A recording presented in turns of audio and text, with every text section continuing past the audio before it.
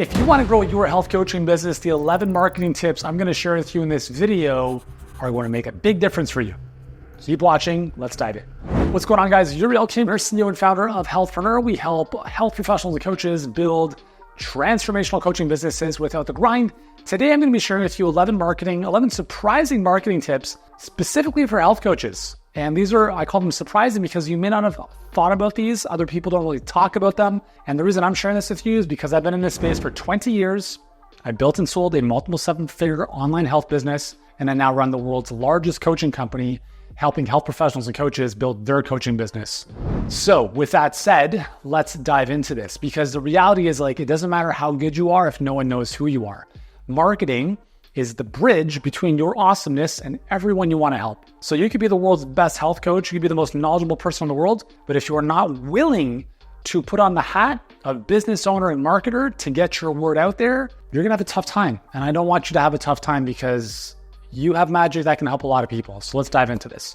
So tip number one is pick one problem.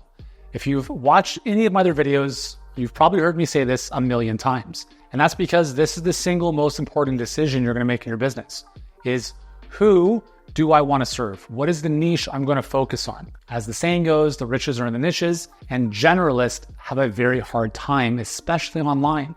You see, as a health professional, if you've got a clinic, a lot of health professionals become successful in spite of themselves. You just happen to have people fall in your lap. But when you build a business online, that doesn't happen. No one just falls upon you. No one just comes across your website. No one just stumbles upon you online. You have to be very proactive. And with that, your messaging needs to be on point. Now, your messaging can't be on point if you're trying to help everyone.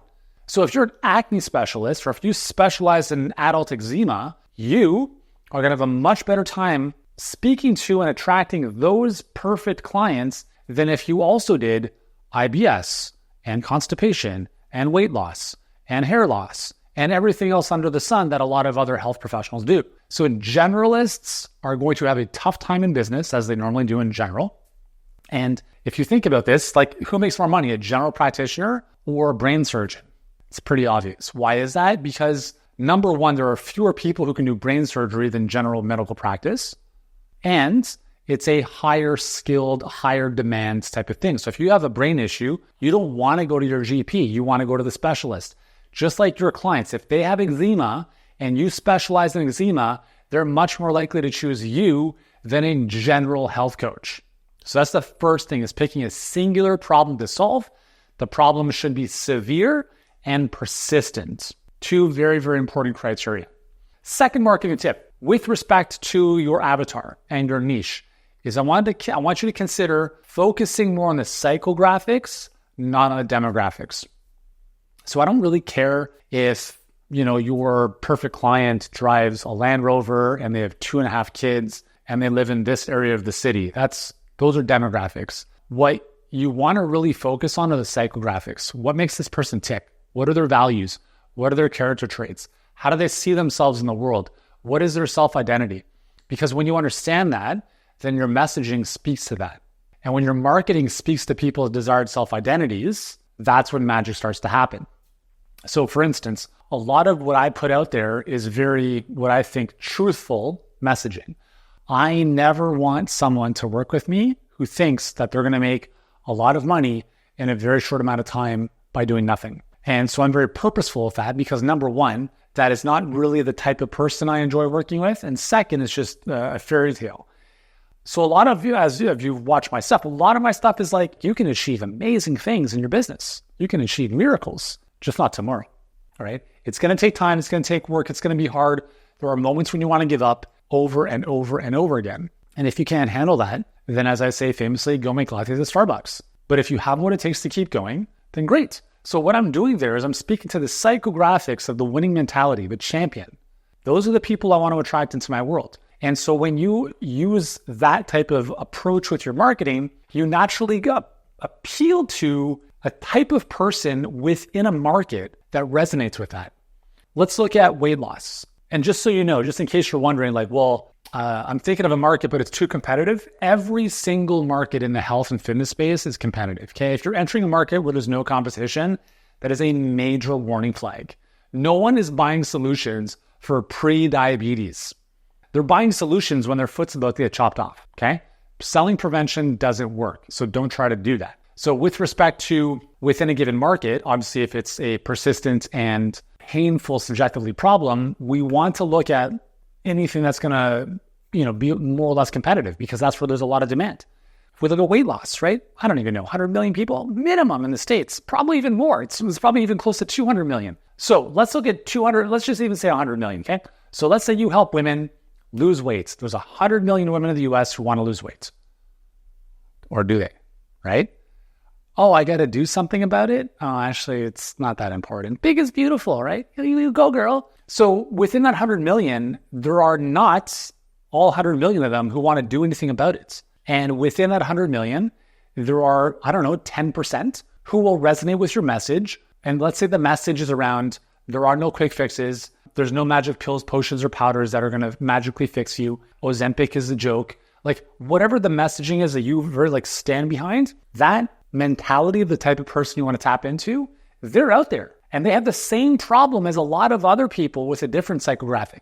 So for instance, you might have a different business out there selling supplements who serve the same population, same problem, but their message and the psychographic they might be tapping into is, we don't need someone to actually have any personal responsibility. As long as they can pop a pill in their mouth, we can help them. And so their messaging, the type of person they want to serve, is very different psychographically, because in a coaching business, you need someone to change. They have to change the way they're doing things. And that's not easy. And that's what I mean by really understanding and addressing the ideal self-identity character traits of your perfect client, not just the problem you're helping them solve. The third marketing tip is to be able to make a promise that is clear, tangible, and singular. Whenever you try to stuff a lot of promises together, each one of them becomes more diluted. So let's say I help women lose weight, feel better, enjoy more, glowing skin, and have a better relationship. It's like, well, that sounds like a bit like a Chinese buffet, right? We do the best Chinese food, Japanese, we have some pizza and some Mexican as well.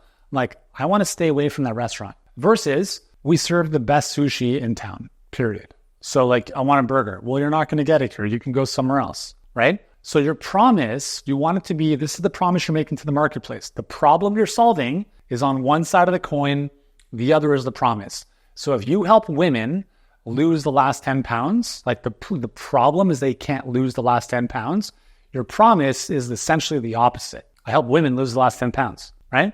Now, if you can add a time frame to that, which makes it more attractive. So for instance, I help women lose the last 10 pounds in 10 weeks or less in just 10 minutes a day.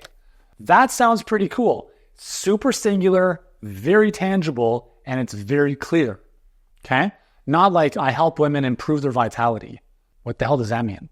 So vague promises confuse prospects, and confused prospects do not buy. Fourth marketing tip is to choose believable over irresistible. You've probably seen all the promises online. Oh my God, we'll get you 7,000 clients by tomorrow. And if not, you don't pay anything and we'll keep working with you for free until we can't breathe anymore. Seen those promises? It's a bit of an exaggeration, honestly, but that's essentially what's happening in the marketplace right now. Is trust is all the way down, okay? And so what happens is all of these gurus who are just coming out of the woodwork, so have in some cases little to no experience, make these ridiculous promises, irresistible promises, because they have no brand and they have no trust in the marketplace. And they have to compensate by that by making these unbelievable offers, which to their credit are very compelling. Yeah, who wouldn't want to take an offer where it's like, we guarantee you this, or you don't pay, and we'll pay for your kid's college. It's kind of gotten to the point now where it's a little bit ridiculous. Just so you know, working with us, we don't make any of those guarantees. Right? We can show you results our clients have had, but here's the guarantee: you. And if you're not okay with that, ciao. So we operate in the world of grown adults who take responsibility for how they show up. We recommend our clients do as well, because you will attract better clients by being honest about that. So with respect to believable, it's kind of what I talked about the psychographic stuff. I'll just use an example.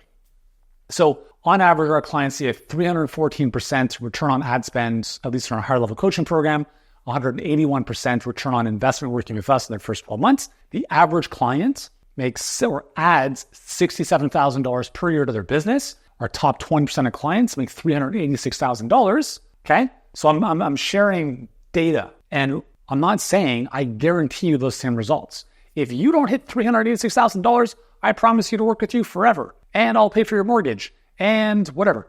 I'm not making irresistible claims. I'm just stating the facts. And then I'm saying, listen, I can't guarantee you the same results. I can guarantee you the same path. However, how you show up on that path is up to you. We're going to give you more coaching and support than you can possibly know what to do with. But if you don't hold up your end of the bargain by essentially showing up and leaning in and doing the work, then you'll probably see nothing. So I'm just being honest with people. Believability in an overly skeptical marketplace is the most important thing you can bring to the table. And that's it, right? Like, don't try to bend over backwards to try to bring people in, because when you do, you bring the wrong people in. I promise, get started now and we'll give you a discount and we'll throw an iPad. Don't play that game. Let the others kind of fend for the crumbs playing that game. You want good quality people who are grown-ass adults who understand that if they take responsibility, they're more likely to succeed. And that especially in the world of health, you can't control their thoughts. You can't choose what they put in their mouth. You can't move their body for them. And so if they don't understand that, don't work with them. Please, by all means, just go get an injection in your ass and don't eat anything. Yeah, you'll lose weight, but you're not going to learn anything. You're not going to build any skills. You're not going to have any new habits. So you're always at the mercy of an external situation. So in a world of overhyped promises and crazy claims, you do the exact opposite of what everyone else is doing. You just say, here are the results that our clients get. It may or may not work out for you. I don't know you. I know my process works. Let's have a conversation to see if it fits. And the more you try to sell, the more they're going to run. Just keep pushing people away and they'll be drawn in. It's a very attractive energy. Believability over irresistibility. Number 5 is to create clients, don't just find them. In any given marketplace, there are going to be 3 to 5% right now who are your perfect clients and they're ready to buy. Okay? But once you skim the cream off the top, you've got 95% that are not going to buy with you now. Now, in that 95%, you're going to have a lot of those people who are further in their journey than others. You'll have people that are very young, not necessarily age-wise, but maturity-wise in their journey of looking for a solution. They may be problem-aware. They may not be solution-aware. So they might understand they have a problem, but they're not really sure what the solutions are. And so they'll go on Google, they'll go on YouTube, they'll look for different things, and they'll look, oh, cool. I remember when I bought this camera that I'm shooting this on. I had no clue. So I knew that I wanted better quality footage. So I asked my videographer, hey, I was problem aware, right? Early stage of the market. What camera do you recommend for an average guy like me if I just want to set this up in my office without the fancy production? He's like, well, get the Sony FX30. It's amazing. Cool. Next thing I did, I go to YouTube, Sony FX30. And then there's a Sony FX3. I'm like, okay, well, what's the difference between the two? Now I am solution aware. I'm aware of the solution, and I'm further along even, I'm product aware, the very model of camera that I'm looking for. And so this is the stage that every single one of us goes through. So if you have people that you're potentially working with, let's say they have pre-diabetes, okay, that's super early stage. And then they go to the doctor and the doctor's like, hey man, your A1C levels, they're pretty high. They're like, what's that? Well, it's not good. So what happens? Now they're problem aware. And so they start doing research. Now, if you can show up in that phase and start to build trust and value for them, now they might opt into your email list. They might follow you on social media. They might watch, a webinar if you have one, or videos on YouTube, or listen to your podcast. You're capturing them early on in the journey. And although they might not be your perfect client yet, because you're taking the time to educate them over time through that journey, when they are ready, they're more likely to choose you. So for instance, in our business, our main coaching program is mostly for experienced health professionals who are generating revenue, and they're the best, 10,000 hours. They're amazing what they do. But the vast majority of our market is not that person. And so we have an early stage program called the Online Authority Accelerator, and it is unbelievable. I get so much joy out of working with the clients in this program because it allows us to really help mold them into the type of client or person who will be successful down the road. And I look at it like an academy for a professional soccer team. That initial program is like the academy where we're grooming and we're developing the right mindset and character traits and habits And obviously they follow a specific system to, get more visibility. But by the time they've grown their business and moving to the next level makes sense, they have such a strong foundation that they will become our best clients. And I've told their team this. I'm like, guys, you understand, in the next 2 to 3 years, the clients in this program will be the bread and butter of our most successful clients in our higher level programs. And that's because we are consciously creating the types of clients we want to work with. We're meeting them where they're at, and we're grooming them and building them and helping them develop the skills and the mindsets to become, where they want to be over time. But it doesn't happen overnight. But I also want to let you know that we didn't do that for the first 7 years of this business. So I'm not saying you have to have all these different programs. We had one offer for 7 years. And obviously where our business is fairly large. We have a big team, et cetera. So we have resources and capacity to have a secondary or early stage offer. I'm not saying you have to do that, because before that, what we did was share content. So for the last couple of years, I've been posting videos on YouTube, and we brought in a lot of people on YouTube from YouTube. In fact, one of our mastery clients, which is our higher level mastermind, he watched all of my videos, pieced together his whole business, and built a mid-6-figure business just from my YouTube videos. And then he reached out and said, hey, I think I'm beyond HBA, which is our main coaching program, and I'm running into this bottleneck that I need support on with team hiring, et cetera. And that's where the higher level program came in. So in essence, by sharing value and content, I was quote unquote creating a future client. And so if you take that same approach and lengthen the time horizon of how you look at your business, you will be around longer. If you're around longer, you will win. Okay, because business is a race that never ends. If you are at the end of the race, most people are not going to be there. I can promise you that. Most people do not have what it takes to stay in business, to have the resiliency to bounce back, to have the fortitude to keep going when the going gets tough. If you just keep going, you will outlast everyone else. Okay, tip number 6 flows from this nicely. It's give away your best stuff. Earlier, I said about 3 to 5% of your market is ready to buy. Okay, so let's assume that 95% of your market is not buying from you for the foreseeable future. Yet they're consuming your stuff, right? They're watching your videos, your reels, what you put out on email or whatever. And if what you put out is very surface level, that's the only impression they have of you. If all of your best stuff is behind the paywall, they don't know. And people are going to buy from you because of what they've experienced, not because of what they expect. So if only 5% of people buy from you in your market or your following, that means 95% of your audience thinks you're here and they have no clue how amazing you are unless you tip the scale to give away freely, abundantly, your best stuff. Who cares? Let them take it. Let them do whatever they want with it. Put it into action. Don't put it into action. It doesn't bother.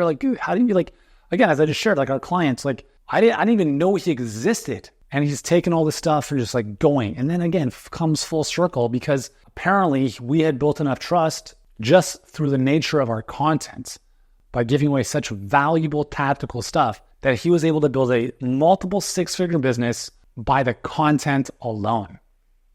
So by the time he's ready to actually work with us, it's a no-brainer. We don't have to convince him. It's just cool, where do I pay? So that doesn't happen when you just give away fluff or try to hold on to stuff.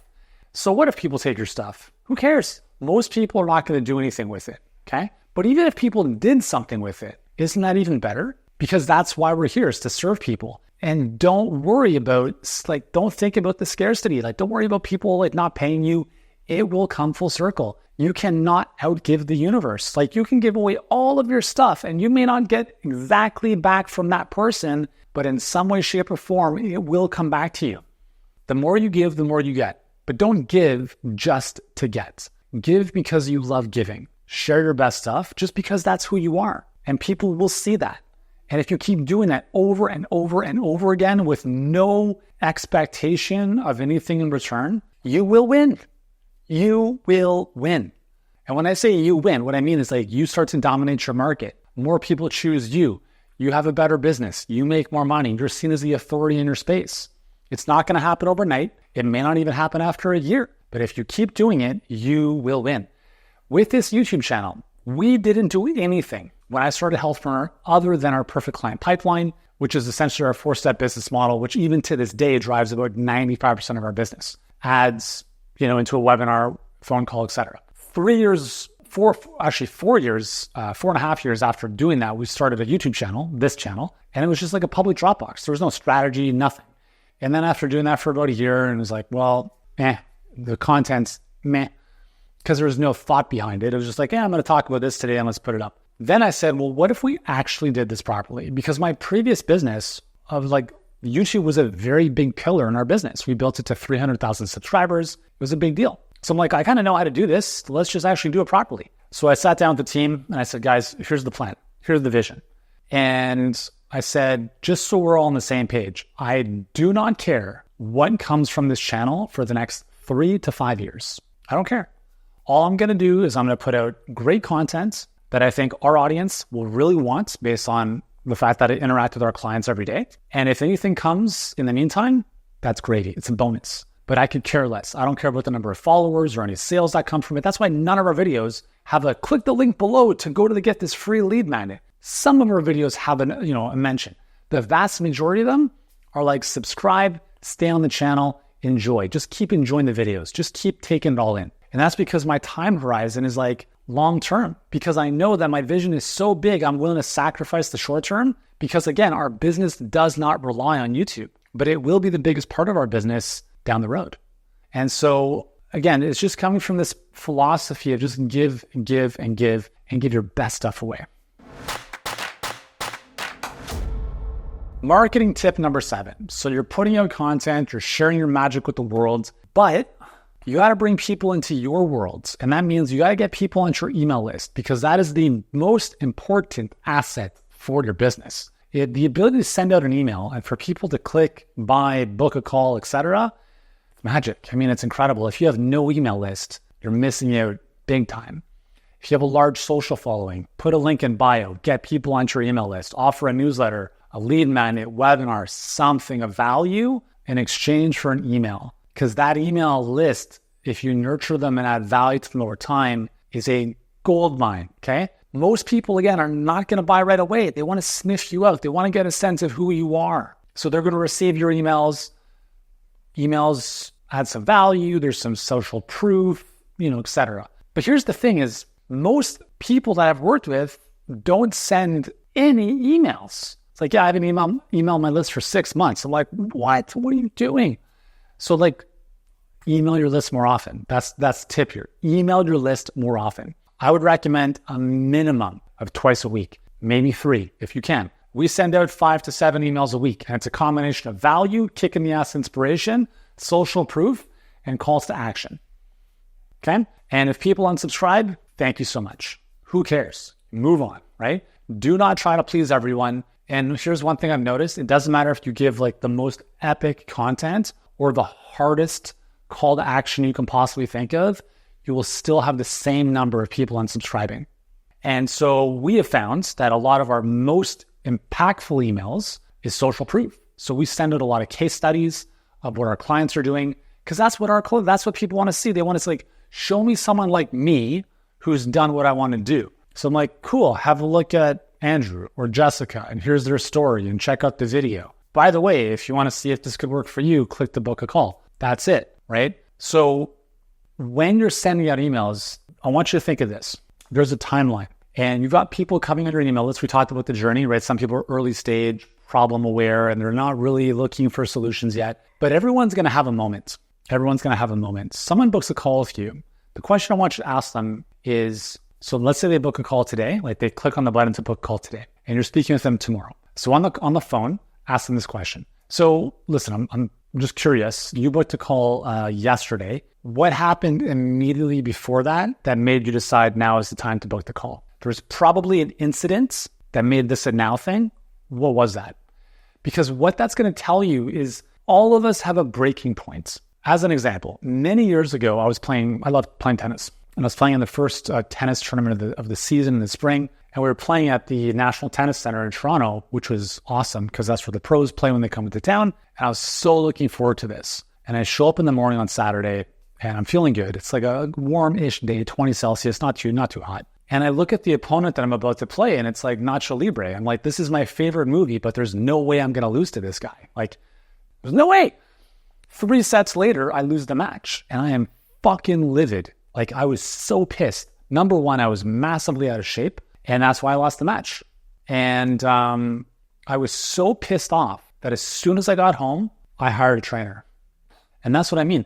It's like we have these moments, these now moments, these breaking points where it's like, that's it, not another day. I'm going to do something about it right now. All of us go through life like on a simmer, and then something happens and it's like a boil. You want to find out, well, what was the boil to prompt them? Because then obviously that's important in the conversation. But the important piece, just stepping back to the emails, is you want to be there when they have that moment. Because if they don't even remember who you are, they're not going to choose you.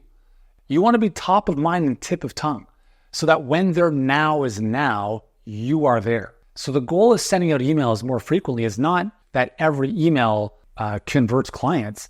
It's just to be top of mind for your audience. And it's the same thing in presidential elections. I mean, studies have shown this. Candidates like in 2016, Donald Trump had $1.9 billion of free media coverage. Hillary Clinton had $746 million. So he almost had 3 times as much free media coverage because everyone was talking about him. It's called the mere exposure effect. The very fact that you're exposed to people makes them prefer you. So if you never send any emails to anyone, they won't even know you exist. And it doesn't matter how good you are if no one knows who you are. So just send more regularly. I promise you it's one of the most important things you can do for your business. Okay, number 8 is charge more so you don't have to sell your soul. So in my first business, which was a health fitness business online, selling courses, products, supplements, etc., it was a very high volume, low touch business. And problem with low prices, $47, $100, $10, etc., is that you've got small margins. And when you've got small margins, you have to sell a lot of stuff to have a viable business. So when I say charge more so you don't have to sell your soul, what ends up happening is I see this a lot. And this is part of the reason I sold the business is I felt very good about the work we were doing. We put out great products, beautiful information, yet we still had to make sense of the economics. And so if someone purchased a $47 ebook from us, we're like, cool. Now all of a sudden we have to make lifetime value increase on that customer. So now we're promoting everyone else's products, affiliate offers every day, promos and discounts and ridiculous launches. And that's why I felt like I was selling my soul. And I didn't want to run that kind of business anymore. So when I talk about charging more, I'm not saying charge $5,000 for an ebook.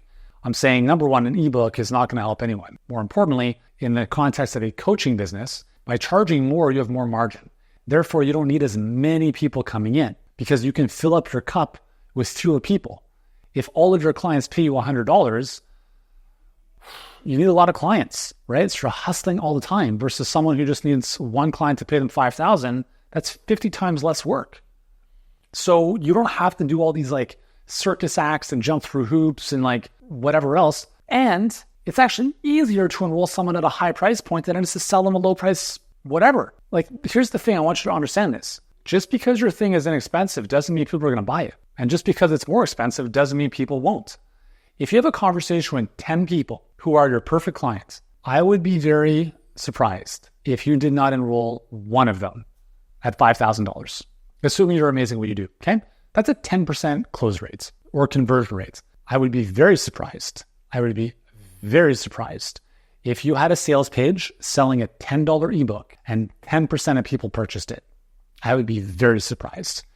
And that's because I spent many 13 years with hundreds of those types of offers. And the average conversion rate, if you're lucky, if you're really amazing at copywriting and offers, 2% on a $10 ebook.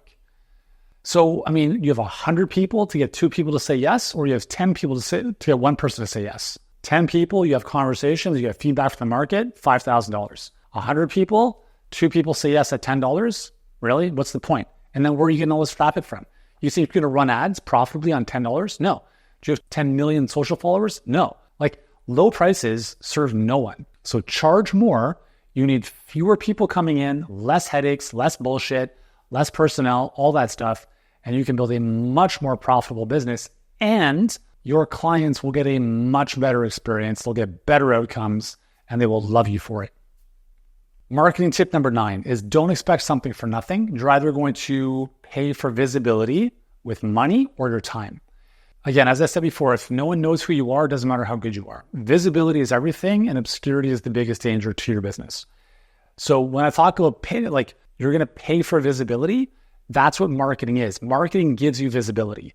So you either run ads and you pay for visibility, and it guarantees impressions and visibility, but it doesn't guarantee conversions, right? That's a sales conversation. Or you don't want to run ads, then how are you getting visibility? Well, you better be pumping out a lot of content and connect with a lot of people on social. Those are the only two ways you're doing it, right? Don't expect something for nothing. Like there's no middle ground. There's no passive income. Please don't fucking mention that word ever. It drives me crazy. There is no passive income in an active business. And I've talked about this in previous videos. Grow your business, take the profit out, and you can invest it. There's some passive income. But there's no passive income by like selling a course in your business. No one's buying the course, as we just talked about. You have to do the work. Either you learn how to advertise or you pump out a lot of content and be consistent with it. It doesn't have to take you 10 hours a day, but you need to be consistent with it. And if you're going to play the content game, which is great if you're starting out, just understand it's going to take time. It took me 7 years to make my first $1 million doing that. With the advertising models, it took me 7 weeks to make my first $1 million when we started Healthpreneur. Right. Again, everyone's in different spots, but you have to understand it's either this or this. Like there's nothing in between. So choose wisely and don't expect something for nothing. Be willing to put in the work, being willing to learn the skills. Marketing tip number 10 is consistency trumps all. Over time, you move from, ideally you're a specialist, right? We talked about niching down, right? Generalist guy. So specialist, the more you spend time doing the specialty work and you produce content and you put yourself out there, you move up the ladder, the pyramid of influence. Specialist, authority, celebrity. So if The Rock says, hey guys, I'm releasing a new tequila, do you think he might sell a few? Yeah, it's now $1 billion brand, right? Because he's a celebrity and people will jump for whatever a celebrity says. How high do you want me to jump? 20 feet. Cool, I'm going to do that. When you achieve celebrity status, you unlock everything. The only way to get to celebrity status is consistency. Okay, now I'm not saying celebrity like Kardashians, The Rock, whatever, although if you want to achieve that, that's amazing. But if you look at people like Mark Hyman, right, who's a great influencer in this space, he's written, 10 New York Times best-selling books? I've known Mark since I started online in 2005. He's just been so consistent, just over and over, like just nonstop, right? Think of anyone you look up to, the Gary V's, etc. They've just been consistent over time, nonstop. And if you're not willing to do that, don't even start. And it doesn't mean that you have to document your life and you have to be on the computer 15 hours a day, but you need to show up every day and you have to produce, you have to create, you have to add value. And if you're playing this for the short term, you will lose. It's too hard to build a great business to consider playing the short term. You will lose. You got to think longer, right? Set your targets for 5-10 years down the road, not this has to work in 6 months. And I understand, obviously you want to make money and like that's all good, like, and you should. But you still have to think longer term because short-term thinking leads to short-term decisions, and short-term decisions usually lead to failure. So being consistent in everything you do, sending out emails, working on the craft of better writing, better communication, creating content. I know it sounds like work, but isn't your dream worth it? Like getting to where I am now in business took a lot of work. But it's not even work. I love what I do. Like, what else am I going to do? Like lay around and do nothing? Like, it's not work when you love it. So if you love what you do, then you might as well just do it all the time. So that's consistent, isn't it? Sounds pretty simple because it is. It's not easy, but it's simple. The only reason I'm here and I'm the best in the world at doing this is that I've been around for 20 years, right? Like you see all these like floozy, like overnight gurus, like, who are you? Oh, I had a good month in business. I had a couple good months last year. I helped 5 clients and now I'm a business coach. Like, give me a break, dude. And by the way, there are some great business coaches for sure. But it's crazy when you have people teaching stuff they've never personally done.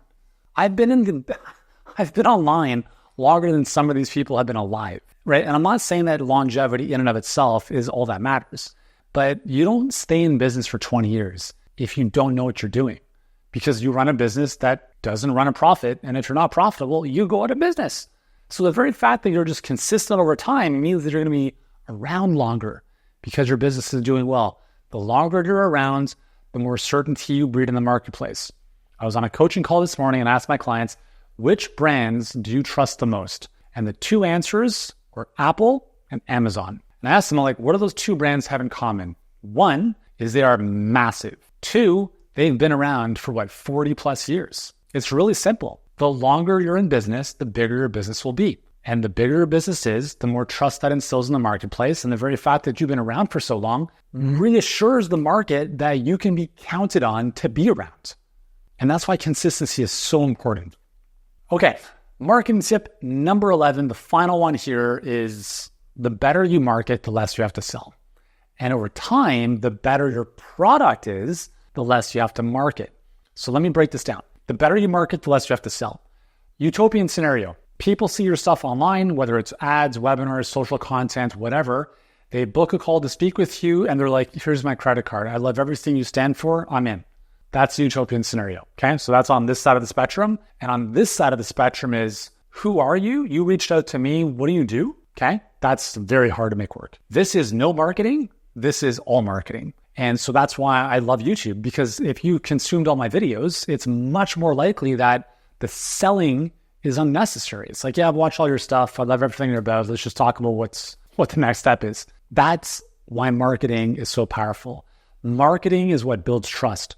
All of this content, here's the secret. I don't expect you to take all this content and build a beautiful business with it. I mean, if you do, kudos to you. But what this content does and what your content will do for your market is it's going to build trust. That's it. The very fact that people see you over and over again adding value is going to build the one thing you can't do in a 1-hour sales conversation, is build trust.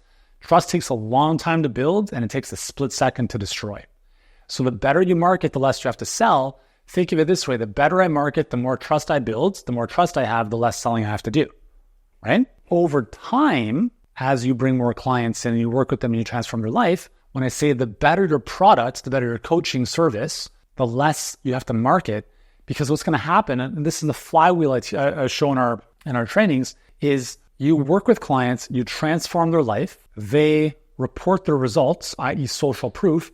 The social proof is injected into the marketing and it just recycles itself. It's this beautiful marketing flywheel. So that's one thing that you can use, like user-generated content, like social proof testimonials, case studies. And more importantly, those clients on their own volition might do the marketing for you. They're going to leave reviews. They're going to do all the promotion, not like they're part of your business, but they're the ones who are like, oh my God, I worked with so-and-so, they're amazing. They're going to leave Google reviews, Yelp reviews, whatever it is. And that's what I mean by the better your product is over time, the less you have to market. I'm not saying you don't market, but the clientele you help will do the marketing. And that's why word of mouth and referrals are amazing. And ironically, what's funny is a lot of health professionals start with referrals from doctors or whatever, and then they realize, well, that's the only source of my business, and that sucks. And then they come to us and we help them install more predictable systems to get clients. But what's funny is that over time, we come right back to referrals. But the difference here is that the referrals is like this beautiful, never-ending system, not from a singular doctor, but from the entire pool of clients you've ever worked with. And every time someone leaves a review or they leave like a client testimonial video, all of those are leverageable assets that are going to reach so many more people and bring more people in as opposed to one doctor referring people into your business. So there you have it, 11 surprising marketing tips specifically for health coaches. I would love to know in the comments below which one of these rhymes true the most, sits right here the most with you. Let me know below. And if you've enjoyed this video, subscribe. I've got tons of other videos to help you build an amazing health coaching business, and you'll be in the right spots to help you make your dreams a reality. So thanks for tuning in. I'll see you in the next one.